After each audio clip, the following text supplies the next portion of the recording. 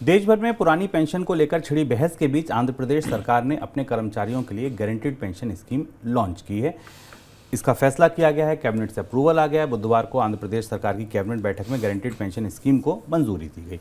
ये स्कीम पहले से चल रही कॉन्ट्रीब्यूटरी पेंशन स्कीम की जगह लेगी। सर, क्या है नई पेंशन स्कीम में? अब ये तीसरी पेंशन स्कीम आपके सामने है दुनिया भारत की चर्चाओं में। पहली वो पेंशन स्कीम है जिसको न्यू पेंशन स्कीम कहा जाता है, एनपीएस है, जिसमें कि कर्मचारी को कंट्रीब्यूशन करना पड़ता है और वो कंट्रीब्यूशन कलेक्ट होकर उसके बाद पेंशन के हिस्से के तौर पर मिलता है। उसका एक बड़ा हिस्सा बाजार में निवेश किया जाता है, जिसका विरोध हो रहा है और कुछ राज्यों ने उस पेंशन को रद्द करके पुरानी पेंशन स्कीम लागू कर दी। तो दूसरी पेंशन स्कीम हुई ओल्ड पेंशन स्कीम, पुरानी पेंशन योजना, जो पुरानी व्यवस्था के तहत चलती थी और जब कर्मचारी रिटायर होता था तो उसे रिटायरमेंट के वेतन के बराबर पेंशन की व्यवस्था का भुगतान किया जाता था। ये पुरानी पेंशन योजना थी जो छत्तीसगढ़ में, हिमाचल में और कई सारे कुछ राज्यों ने लागू की है।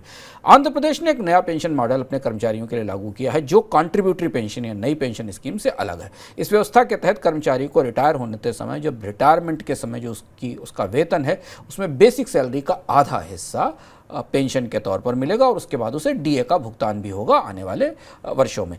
ये नया मॉडल है जो गारंटीड पेंशन के जैसा ही है, पर उतनी बड़ी गारंटी या उतनी अधिक गारंटी नहीं जो पुरानी पेंशन योजना में है।